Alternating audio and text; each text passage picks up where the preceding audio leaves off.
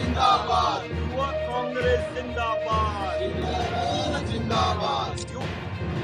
प्रदेश में staff nurse भर्ती मामले में नियमों का विरोध थमने का नाम नहीं ले रहा है। युवा कांग्रेस ने नियमों को समाप्त किए जाने की मांग को लेकर प्रदर्शन किया तथा अपर जिलाधिकारी को ज्ञापन सौंपा है। युवा कांग्रेस के जिलाध्यक्ष कवि जोशी के नेतृत्व में कांग्रेस कार्यकर्ताओं ने कलेक्ट्रेट में नारेबाजी के साथ प्रदर्शन किया।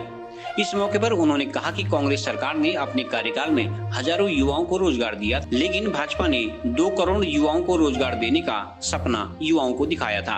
केंद्र और राज्य की भाजपा सरकार निजी कंपनियों को लाभ दिलाने के लिए सरकारी संस्थाओं का निजीकरण करने को आतुर है। कांग्रेस ने एनएचएम के तहत बीते कई सालों से संविदा में कार्य कर रहे कर्मचारियों को इन्हीं पदों में समायोजित करने, फॉर्म 16 की बाध्यता व 60 बेड के अस्पताल का अनुभव प्रमाण पत्र की बाध्यता को समाप्त करने की मांग की है। युवा कांग्रेस ने चेतावनी दी है कि यदि प्रदेश सरकार ने नियमों की बाध्यता को समाप्त नहीं किया तो आंदोलन तेज किया जाएगा।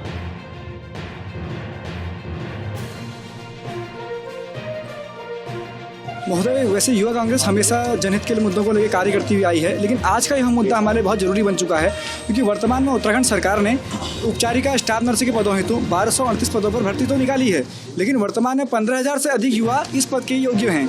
लेकिन 15,000 से हम मानते हैं कि 1238 पदों पर कम से कम निकाली तो है, लेकिन इसमें एक बात यह आती है कि इसमें भी 2 शर्तें रखी गई हैं। पहली शर्त यह है कि जो प्रार्थी अभ्यर्थी अप्लाई करेगा उसको किसी निजी अस्पताल या गवर्नमेंट अस्पताल से 30 बेड के चिकित्सालय में 1 वर्ष कार्य करने का अनुभव प्रमाण पत्र प्लस फॉर्म 16 की अनिवार्यता कर दी गई है।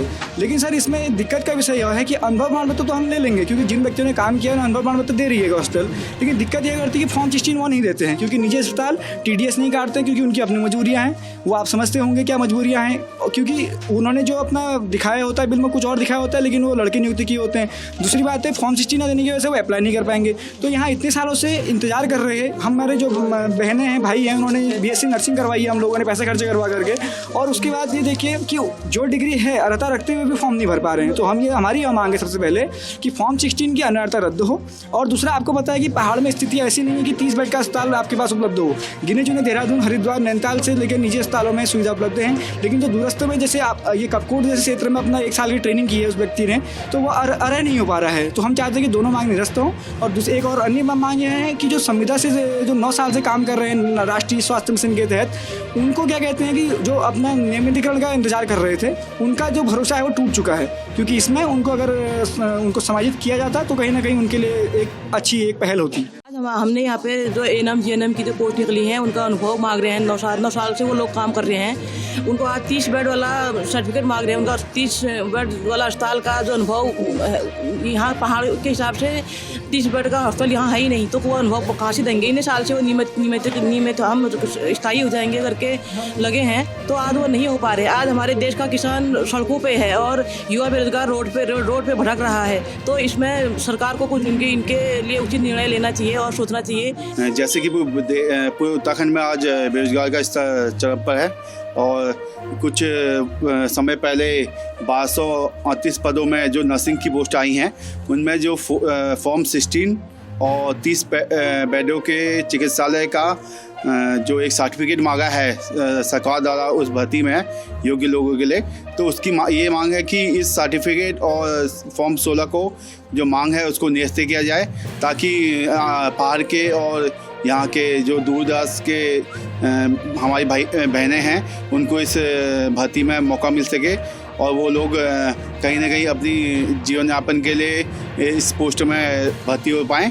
और दूसरा जो हमारी दूसरी मांग है, इसमें ANM और JNM में NHM से जो 9 सालों से संविदा में कर्मचारी कार्य कर रहे हैं, उनको कहीं ना कहीं नियमितीकरण किया जाए सरकार द्वारा और उनको कहीं ना कहीं समायोजित किया जाए, क्योंकि उनका भी भविष्य 9 सालों से वो कहीं ना कहीं कोविड-19 के तहत पूरे प्रदेश भर में उन्होंने सेवा दी है। अपने परिवार को भी और अपनी स्वास्थ्य का भी ध्यान ना रखते हुए उन्होंने पूरे प्रदेश में कहीं ना कहीं समाज के हित के लिए अपनी सेवाएं प्रदान करी है। तो उनके लिए भी हित का ख्याल रखते हुए उनको भी कहीं ना कहीं समायोजित किया जाए सरकार द्वारा। हमारी ये मांग है। अगर ऐसी ये मांग जल्द से जल्द पूरी नहीं की जाती है तो युवा कांग्रेस तो उग्र आंदोलन करेगा इसके। CCN न्यूज के लिए हिमांशु जोशी की रिपोर्ट।